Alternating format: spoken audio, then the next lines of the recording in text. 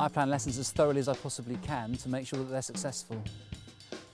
Yeah, probably in the shower actually. Planning the journey that you're going to take with the children. A lesson plan is a plan for what you're going to do during the lesson. I'll get more intelligent as we go on, I'm warming up. Let go of the lesson plan of where you want things to be, because sometimes they'll do that lesson plan and more in a lesson, and sometimes they won't even get past what you'd thought was the starter.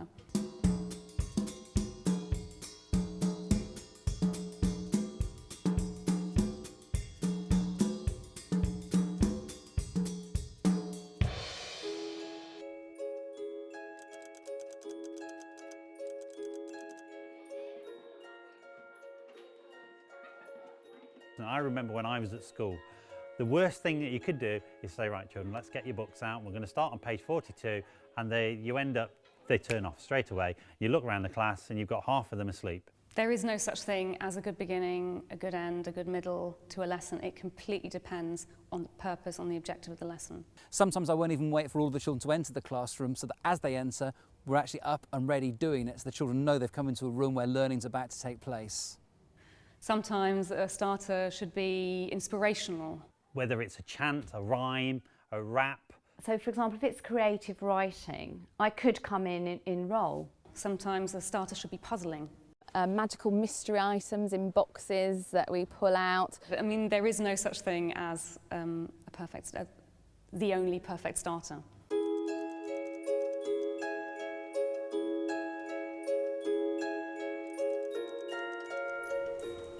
I've only been head teacher for 13 years, don't know what chunking is. I wouldn't necessarily term it chunking, but yeah, I do. When I go in, I think about, right, what's the first part going to be, and what's the next part of the lesson, and definitely it's a sequence moving through different parts. Well, chunking, breaking the lessons down into small compartmental bits are really important because you need to assess where the children are getting to. I always think, right, where do I want to get to? What do I want the majority of my children to know, and how am I going to get there? So if it means breaking it down into little chunks and having little mini plenaries throughout the lesson, that's a really good way forward.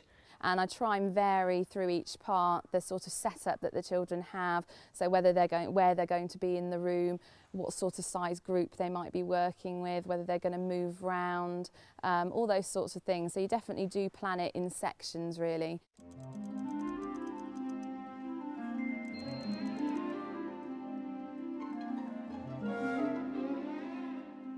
I teach 2-year groups mixed up, so we have a huge range of children. Even in 1-year group we have a huge range of children, but over 2 it becomes a much wider range. So you do have to, you know, plan for all those different learners. The way you speak to them, the way you question them, I mean, everything really informs the way you differentiate. I find using, thinking about the success criteria really helpful for planning for different abilities. So I'll think about what my objective is, then think about what do I want the children to achieve by the end of the lesson, and using a must, should, could method. I have a group of boys in particular who do not like to sit on the carpet and listen. So when they came into my class last year, I really had to adapt how I worked and make sure that my lessons were more active and more engaging with the children, making sure that they were involved. So, you know, you have to adapt to the sort of children that you've got. And obviously I've got children who find writing difficult, or who just want to speak it and have it written, somebody to scribe for them. And, you know, that's absolutely fine. That would be planned in, not all the time, but at some point, so they know that what they're capable of saying has been written in a way that displays their ability.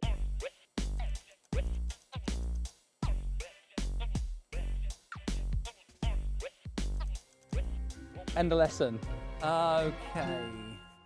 Sometimes you can end them with a question, sometimes you can end them with a recap, sometimes you can end them with children explaining what they were doing. I always really like to do a bit of a taster of the next lesson, a bit like they do at the end of TV programmes really, where they give you like clips of what's going to happen next week. Okay, so for example, if we've done a bit of spelling and I've been teaching them how to spell a particular word, maybe earlier on in the lesson, we might finish with that word. So for example, vegetables, and I'll sing them a little song about my favourite vegetables. My favourite vegetables.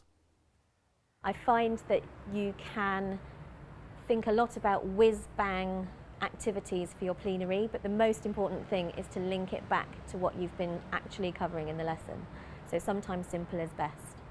The children will all be sitting there in front of you, and you'll be finishing off with a final song, a final round, and one by one you'll gradually point to the children or to a group of children, and that'll be their turn to gradually leave the classroom quickly and quietly while the rest of the children carry on singing, so the noise gradually dies down as the children leave until it's just you left singing. And no, I'm not going to sing anymore.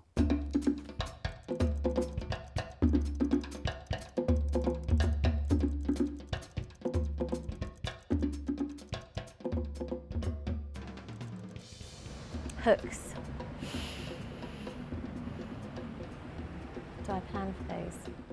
I do have a collection of one-off lessons that I probably pull out every fortnight, every 3 weeks, that takes the children on a journey. I try to hook the children in by asking interesting questions, perhaps choosing a text that I know they will find interesting for literacy, and that comes with knowing your class. I had a child who was fascinated by sharks, and sadly I didn't realise that until quite late on in the year, but I could have done anything to do with sharks and that child would have, his eyes would have lit up, and he would have done maths and science and everything. He would have written 4 pages on it, whereas he really struggled with literacy. I like to have, you know, a bit of fun in there and show the children examples of, if I've done something, I quite like to write things myself. They love it, listening about you and what you've done and your bit of writing. A lesson that I did a few days ago, I pretended I was a secret agent, and I wasn't in the classroom, and I had a remote control, and the kids went in, they weren't sure, they all sat down, and I managed to turn on the DVD with me on it, and my face popped up, and basically it said, you know, children, sit down, I want you to listen, I'm a secret agent, I've been working in the school for so long, and it just takes them on that journey. And they actually believe in it, it's fantastic.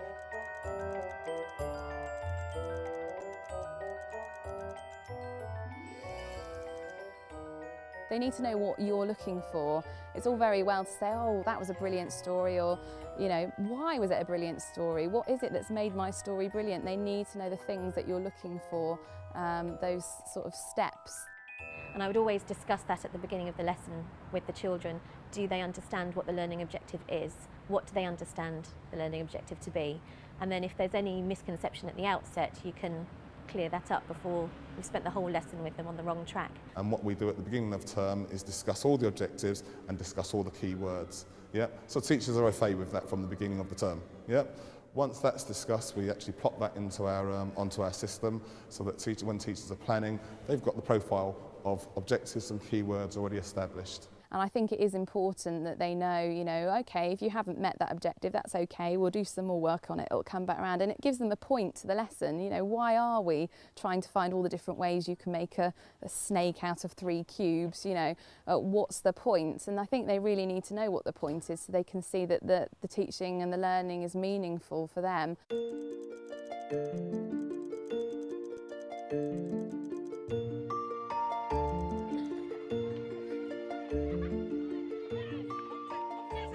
Planning progression is looking at what the children have achieved during the day, looking at their work, thinking about back over their responses from the lesson, and thinking about what I need to teach them next.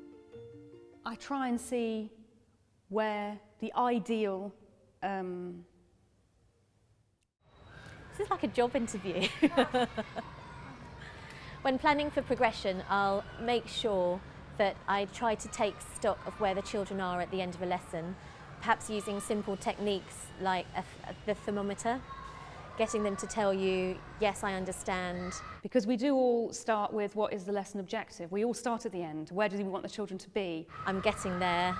So it's about thinking back and understanding what skills, what knowledge, what understanding. And no, I don't understand what you're saying at all. What practice do they need to have had in order to be successful?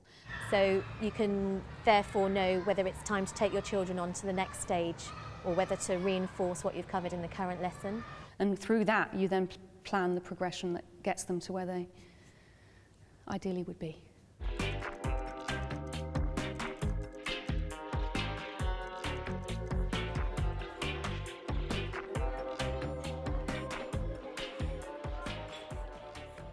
quite a substantial part of my lesson plan writing is spent reflecting on what happened before, because it's about understanding where the children were or are, and then taking it from there. Any good learning that's taken place and anything that's really stuck in the children's minds is something that I will use again, I will write down, and I will put away into a folder. And there's things that, you know, I do lessons all the time and I think, oh, that would have been so obvious, why didn't I think of doing that earlier, you know, and jot it down ready for next time.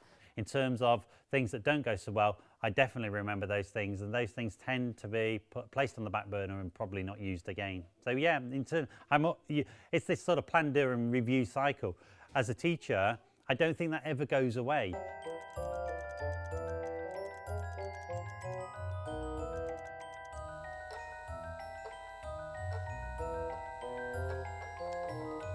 Yeah, time management is really important when planning a lesson. It's something that if you don't get that right, you tend not to hit your learning objective. For me, in my class, in an hours of teaching, my starter would take about 10 to 15 minutes, the main activity about 30 minutes, and the wrap-up, again, 10 to 15 minutes long. Getting the pace right so that the children have the pace right, having just the right amount of work to do. When you sit down and start measuring your activities, and I think it's important on your lesson plan to actually allocate time and stick to that time. And for those children who finish very, very quickly, you know, having an extension activity, yeah, so that it's not just an add-on, but something which is going to develop their notion of what they've just done. So yeah, vital that you get your activity management, your time management for those activities spot on, and that you measure your time within that lesson. Because if you get it wrong, it can go quite pear-shaped.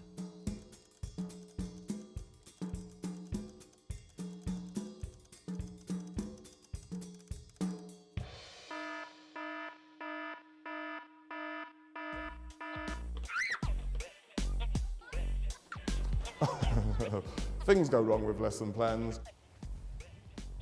What can go wrong with a lesson plan? Things go wrong. You know, divert off, do something else, stop the lesson. You know, you've overplanned, you've planned at a level which is much higher, or you've planned at a level that's much lower. It can fail totally if people stick to it, ironically.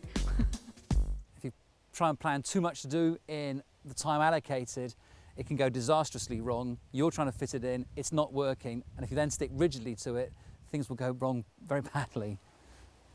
You initially have a fear that you can't be that flexible, but I've learned you've got to be. You've got to take the curriculum the way the children take you, because actually they have a lot to offer it too. So let them do some of the work. And I remember in my own circumstance, having never taught infant children before, about 13 years ago, going into a reception classroom and doing these massive amounts of planning, which I thought were quite immaculate, only to find when I delivered it, the children finished the lesson within 2 seconds, and I had a huge line of children in front of me saying, what do I do next? If things aren't going right, who's going to judge you for coming away from your lesson plan to make that lesson quality for them and to ensure that that learning takes place?